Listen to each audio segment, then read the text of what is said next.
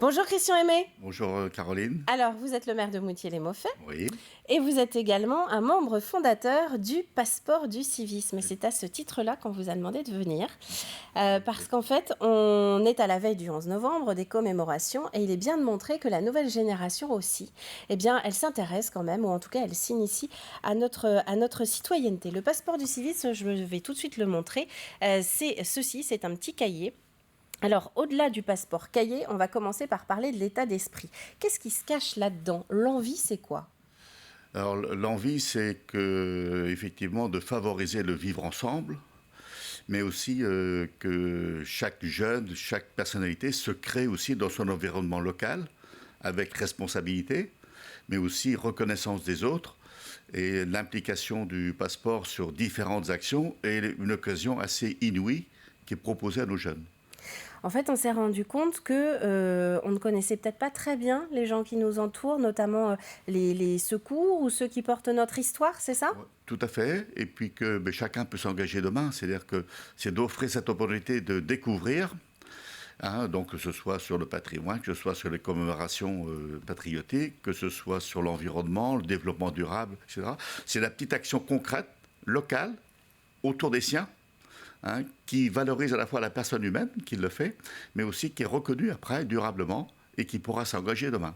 Alors c'est même ultra local, ça on va en parler dans quelques minutes, parce que chaque commune a une version détaillée, personnalisée de ce cahier. Mais alors je le disais justement en parlant de ces communes, on en a 400 à peu près aujourd'hui en France qui sont adhérentes à ce passeport du civisme. C'est donc une opération d'envergure nationale.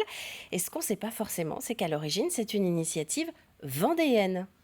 Oui, effectivement, c'est donc Monsieur Maxence de Rugy, donc alors maire de Talmont-Saint-Hilaire, qui a eu cette idée, je dirais, ingénieuse, de pouvoir redonner du sens à nos jeunes et une proximité. Et donc cette association qui a été créée, donc Talmont-Saint-Hilaire, Le Poiroux et Moutier-les-Mauffais, on était partie prenante dès le début de cette belle idée. Et donc maintenant 400 communes, et on sent bien que c'est assez idéal, je dirais localement, on va y revenir pour Moutier-les-Mauffais, mais donner une occasion de voir tous nos jeunes, dans notre exemple des CM2, chaque année, et puis avec une proximité des enseignants, une proximité des élus, et puis aussi des ambassadeurs qui sont nommés pour chaque action. On met un petit peu de lien dans tout ça. Donc oui, ça s'est fait avec 3 communes à l'initiative de Talmont. On était 2015, post-2015, juste après les attentats de Charlie. Et l'idée, c'était un petit peu de réveiller les consciences citoyennes, finalement. Alors les consciences citoyennes, bien sûr, ça c'est le fondement. Peut-être aussi, on voit bien l'aspect un petit peu petite délinquance, les aspects qui sont peut-être marqués grande ville, mais même chez nous, il faut être attentif à tout ça. Donc il faut que nos jeunes soient reconnus comme étant des acteurs de la vie locale, des acteurs reconnus des citoyens, et puis favoriser le vivre ensemble. Alors regardons-le dans le détail, ce passeport maintenant très concrètement.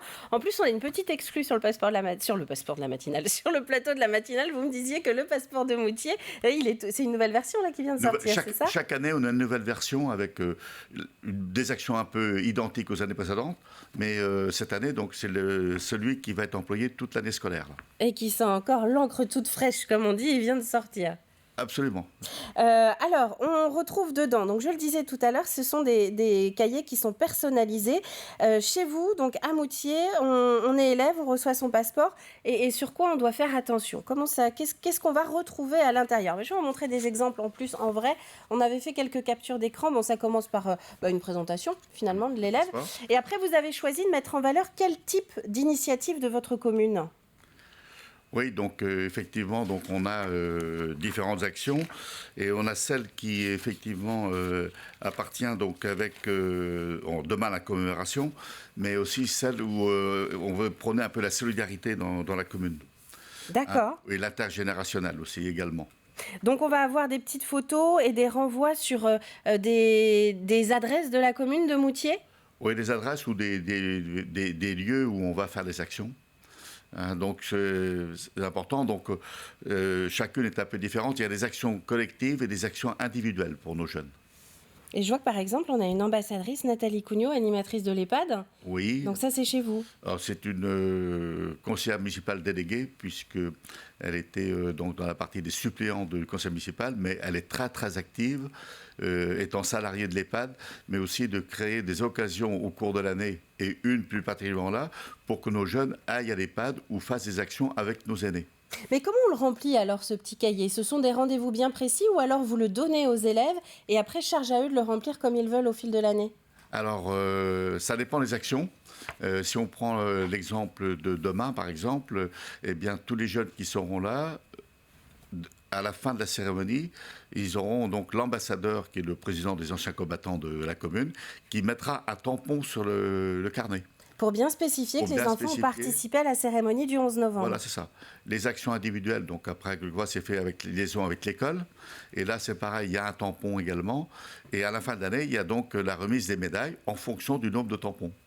Et oui, parce qu'il y a une page, et alors là, ce qui m'a fait sourire, je vais vous expliquer, c'est que donc il y a une page où on explique les médailles. Plus on a rempli d'étapes citoyennes de son cahier, plus on est susceptible, c'est ça, de grimper, de gagner des échelons. C'est médaille de bronze si on a rempli 4 missions, jusqu'à la médaille d'or si on a 7 missions.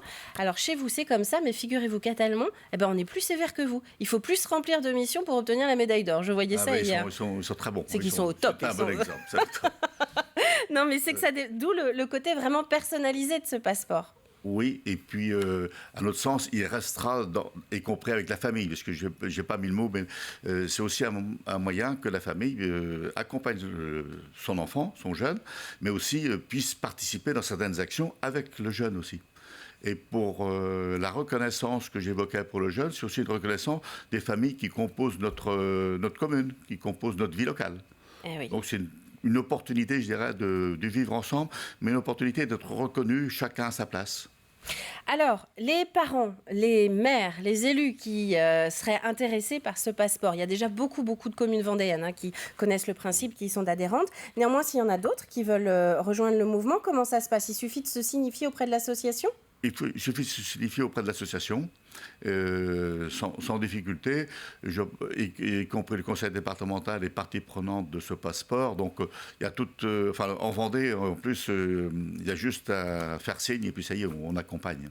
Et puis les passeports, ils sont prêts, les médailles aussi. Oui, mais chaque commune personnalise son passeport avec des actions, avec ses propres ambassadeurs. Donc, ce qui donne un attrait plus local et d'implication locale. Et donc, ça veut dire notamment que pour préparer la rentrée 2023, il est peut-être bon de commencer à y réfléchir maintenant pour avoir son passeport à la rentrée prochaine. Oui, puis ça permet de regarder aussi des actions intéressantes dans d'autres communes. Et puis, on les construit, je vois, à Moutier, donc c'est le conseil municipal, mais on a une commission, une adjointe qui suit ça de très près, avec les ambassadeurs qu'elle trouve, et elle concrétise un peu le contenu de l'action, et pour y donner du sens, pour nos jeunes. Eh bien, merci Christian Aimé, maire de Moutier-les-Maufais, membre fondateur et très bon ambassadeur, rassurez-vous, du passeport du civisme. Je le montre une dernière fois. Merci à vous d'être venu sur le plateau de la matinale pour nous le présenter.